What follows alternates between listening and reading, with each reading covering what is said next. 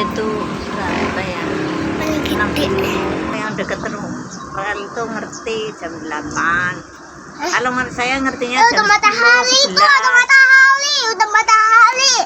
Belum ada matahari, belum keluar. Pegang.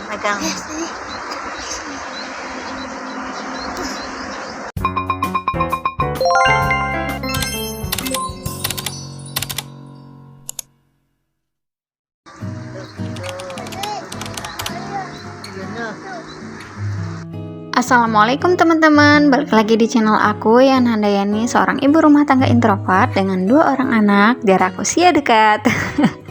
Tiba-tiba ya, perkenalannya jadi nambah keterangannya mendadak. Kali ini video aku sedikit berbeda, enggak sedikit sih, tapi sangat berbeda karena kali ini aku share daily vlog itu bukan di rumah, bukan kegiatan sehari-hari ibu rumah tangga di rumah, tapi kali ini aku mau share kegiatan aku, bagaimana keseharian aku di kampungnya suami ya.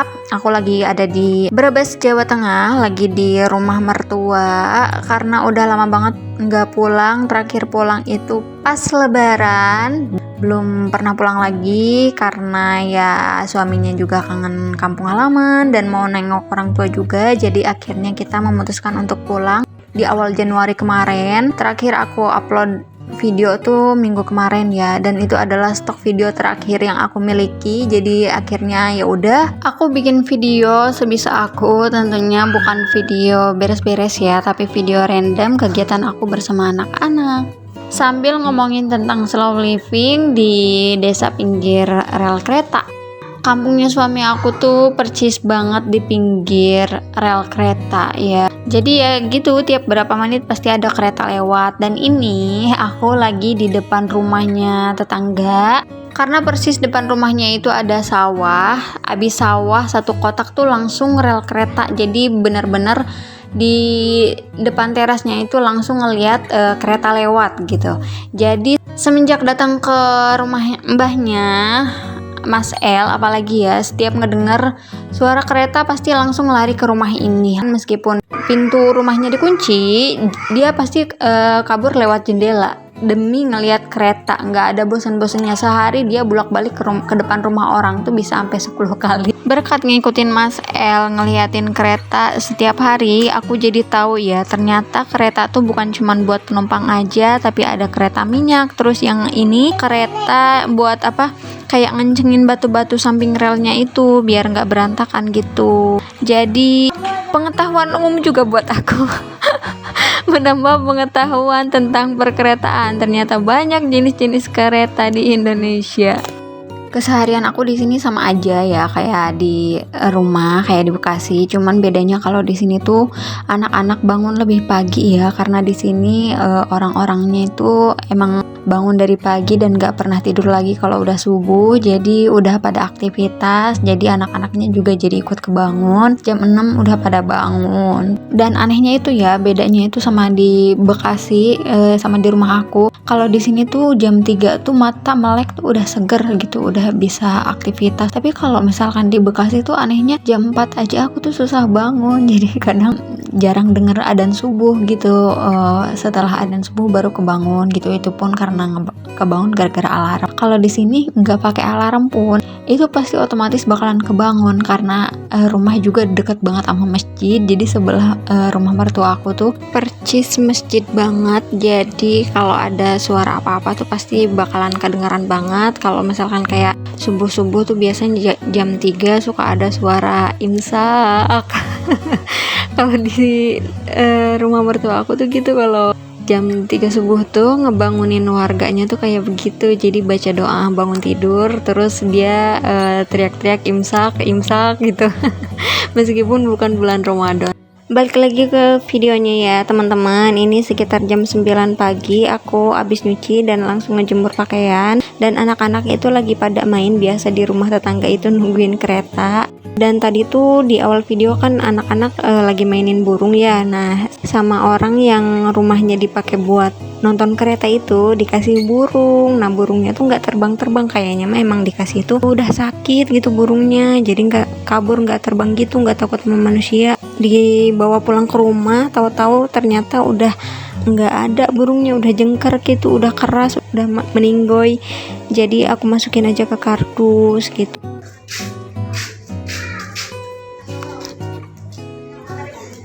Lap kakinya, dilap kakinya, dilap. Nah, tadi tuh Mas El abis lari sampai nggak pakai sendal, takut ketinggalan ngeliat kereta. Gitu aja pokoknya tiap hari. Nah, terus aku juga di sini mau sambil cerita ya gimana pengalaman aku tinggal di desa pinggir rel kereta di daerah Bumi Ayu ini. Banyak hal yang bikin aku shock selama aku di sini. Salah satunya adalah harga jajanan yang murah-murah banget. Contohnya kayak di Bekasi itu ya, kalau misalkan jajan cilok beli 5.000 paling dikasihnya 5 butir. Tapi pas aku jajan cilok di sana 5.000 tuh dapat banyak banget, sampai aku kaget ya lah, kok ini tukang dagangnya nggak berhenti gitu masukin cilok ke plastik gitu. Sampai aku hitung yang kecil-kecilnya itu ada 10 butir, terus dikasih 2 butir yang ukuran gede-gede.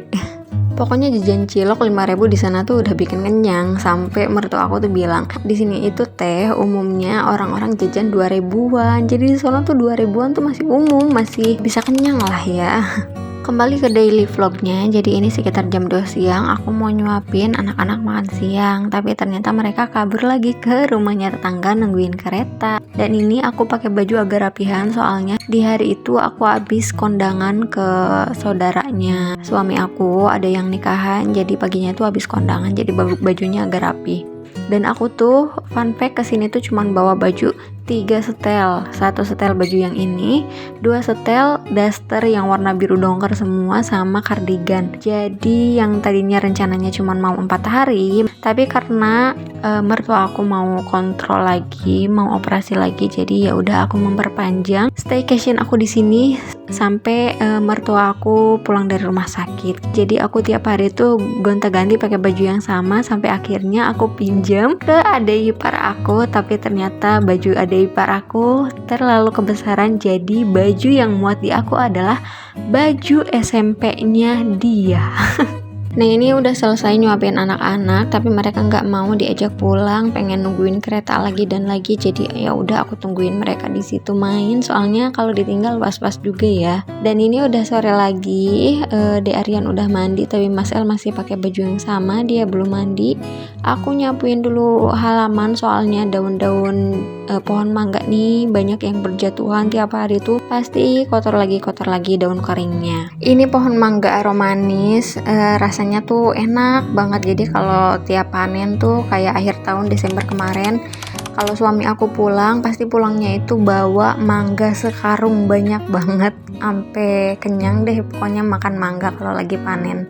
Terus ada satu lagi yang aku baru menemukan di sini gitu ya, yaitu dalam membangun rumah atau merenovasi rumah, orang-orang sini biasanya cenderung dicicil gitu. Misalkan ada uang cuman cukup buat mentahan bangunannya gitu, nggak sampai dicat, nggak sampai diaci, bakalan dibangun. Kalau uangnya udah habis ya udah, pembangunannya bakalan di stop dan rumahnya bakal ditinggalin gitu. Jadi dalam keadaan tengah mentah gitu, belum matang. Bukan makanan ya, ini rumah maksudnya. Jadi suatu ketika kalau mereka udah punya uang lagi, mereka bakal ngelanjutin renovasinya lagi. Orang-orang di sana tuh kalau menurut aku ya low living gitu ya kalau di daerah pedesaan tuh. Jadi nggak mengikuti ambisi sampai minjem duit ke bank demi merenovasi rumah sampai selesai, sampai bagus gitu, tapi kayak perlahan tapi pasti. Aku juga di sini jadi otomatis kayak slow living gitu, yang tadinya laju kehidupannya cepat banget ya, pagi-pagi memulai hari itu dengan tergesa-gesa, mikirin masak, mikirin mandi, mikirin Mas El les, terus mikirin konten juga, terus ngasuh sambil ngedit, pokoknya kayak berantakan banget, kayak chaos banget otak tuh. Kalau selama di sini tuh aku bener-bener kayak menikmati momen, menikmati waktu aku ngasuh anak, kayak menikmati lingkungan, menikmati udaranya gitu. Bener-bener nggak ada mikirin konten atau mikirin ambisi aku gitu. Jadi hidup di desa sebenarnya kayak lebih menenangkan gitu, lebih damai. dan menurunkan ritme kehidupan yang serba cepat seperti sekarang, jadi mengurangi stres juga. Tapi tetap sih aku masih pengen produktif meskipun nggak ada di rumah, jadi aku tetap bikin video karena emang bikin video juga salah satu cara aku untuk menghibur diri aku. Awalnya aku ngira mungkin semua orang yang tinggal di pedesaan itu hidupnya tenang, sederhana, gak banyak mengejar gaya hidup gitu. Tapi ternyata dari ceritanya mertua aku, ada orang yang dengan bangganya bercerita kalau dia habis beli alat elektronik dari uang hasil judi. Sekarang kan emang lagi marak judi online kayak gitu ya. Emang sih katanya dikasih menang, tapi kan sebenarnya itu merugikan diri sendiri juga. Terus ada juga tetangganya yang bela-belain pindah rumah karena dikejar-kejar utang. Dari situ aku mengambil kesimpulan kalau ternyata slow living itu bukan tentang tinggal di mana, tapi kembali lagi ke pribadinya masing-masing, yaitu gimana caranya kita agar bisa hidup berkesadaran dan fokus pada peningkatan kualitas untuk mengendalikan diri dalam melakukan berbagai tindakan sehari-hari. Terus inti puncak dari video ini adalah ibu rumah tangga kalau pengen rehat, kalau pengen istirahat, kalau udah capek, udah stres, solusinya itu bukan healing liburan kemana, tapi pulang aja ke rumah orang tua. Itu adalah healing yang sesungguhnya. Karena kita statusnya pulang ke rumah orang tua tuh jadi anak lagi, dan orang tua itu pasti seneng banget ngasuh cucu-cucunya, jadi kita bisa me time sedikit, bisa ambil nafas sedikit gitu. Dan sudah pasti pulang ke rumah orang tua itu makan tinggal makan. Jadi sayangilah orang tua kita. Oke, sampai sini dulu daily vlog aku kali ini. Semoga bermanfaat. Sampai jumpa di video selanjutnya. Bye bye.